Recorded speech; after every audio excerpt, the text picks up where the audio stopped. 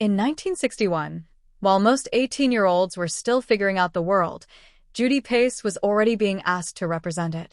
She was the youngest model ever selected for the EBONY Fashion Fair's national tour, Eunice Johnson's traveling cathedral of Black beauty, which drew thousands of Black women and young Black girls to arenas and ballrooms across the country at a time when mainstream fashion barely acknowledged their existence. A brown-skinned beauty, Pace presented so deliberately and performed so thoroughly that the industry had no choice but to take notice. She was an LA girl. Her parents had come west from Mississippi, her father an airplane mechanic, her mother a dressmaker who built and ran Kitty's Place, said to be the largest Black-owned ladies' apparel shop west of the Mississippi, where Nichelle Nichols, Sarah Vaughan, and Maria Cole, wife of Nat King Cole, were among the regulars. Demond Wilson made generations appreciate their parents' quirks a little more with his portrayal of Lamont Sanford on the groundbreaking 70s sitcom Sanford and Son. Born in Georgia and raised in Harlem, he started his early career on stage. After appearing in a 1971 guest spot on All in the Family, he landed the career-defining role as Lamont, the long-suffering son of Red Fox's Fred Sanford, on the highly acclaimed series.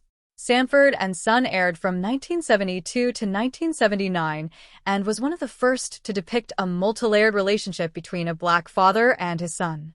Wilson continued his acting career, appearing on other sitcoms such as Baby, I'm Back in 1978, and The New Odd Couple opposite Ron Glass in 1982. He also starred in several films. A decorated U.S. Army combat veteran, Wilson received the Purple Heart for wounds sustained in the Vietnam War while serving with the 4th Infantry Division.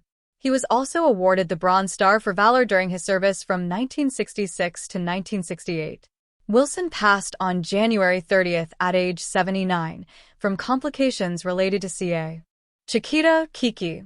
Renee Shepard became a Black household name as a co-host of Showtime at the Apollo from 1987 to 2002 and built a legacy spanning television, film, Broadway, and philanthropy over more than 4 decades in entertainment. Born in Tyler, Texas, to champion competitive dancers, she carried that legacy to Howard University, where she was a charter member of the DC Repertory Dance Company. That took her to the World Festival of Black Arts in Lagos, Nigeria, and to the 49th Academy Awards, where she performed. A social media creator who made a difference in the lives of people experiencing homelessness, Shirley Raines founded Beauty to the Streets, a nonprofit organization that provided food distribution, hygiene services, and emotional support and care to people living on Skid Row in Los Angeles and in other parts of California, as well as Nevada.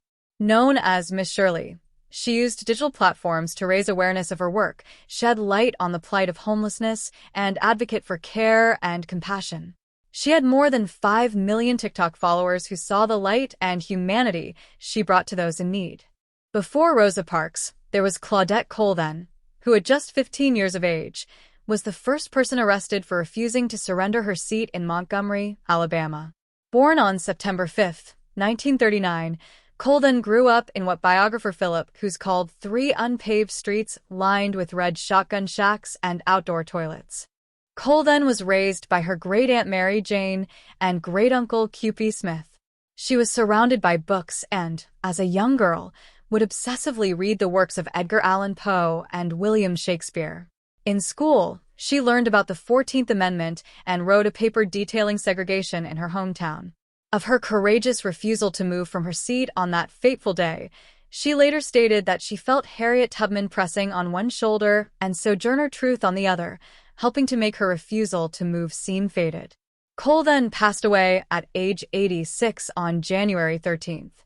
From his roller skating cook in John Carpenter's cult classic The Thing, 1982, to more dramatic roles, T.K. Carter brought both light and depth to his many characters. Starting his career as a child, he would go on to play a variety of roles over 5 decades. Carter appeared on the sitcoms Punky Brewster, The Sinbad Show, and more in the 90s. He received critical acclaim for his work on the 2000 HBO miniseries The Corner, in which he played drug-addicted Gary McCullough. Of his nuanced performance, the Boston Globe wrote, "Carter perfectly captures the gentleness and passivity that can be addiction's easiest conquest." The actor's movie resume is also extensive, including films such as Corvette Summer, Southern Comfort, Dr. Detroit, Space Jam, and more. He starred as patriarch Herbert "Pops" Brown in the 2018 BET miniseries The Bobby Brown Story. Carter passed away at age 69 in his home in Duarte, California, on January 9. Bronx native Lance Taylor, professionally known as Africa Bambaataa, was known to many as a pioneer in the hip-hop space. His lyricism and techniques were held closely to many during his time as part of the music group Soul Sonic Force in the 1980s. He was also a well-known DJ and producer across New York, where he originated the breakbeat style of DJing. Bambaataa gained notoriety for his founding of the Universal Zulu Nation, where he, alongside others, spread awareness about hip-hop. Though having led the organization for several years, he stepped down in 2016 after allegations arose of sexual abuse towards those within the organization and fostered distrust among its members. His musical skills were honored during the 2015 Global Spin Awards, where he was presented with the Lifetime Achievement Award. Bambaataa passed away on April 9, 2026, after a long battle with cancer, just a few days shy of what would have been his 69th birthday. Memphis Grizzlies forward Brandon Clarke was known for his energy and quiet impact across 7 seasons in the NBA.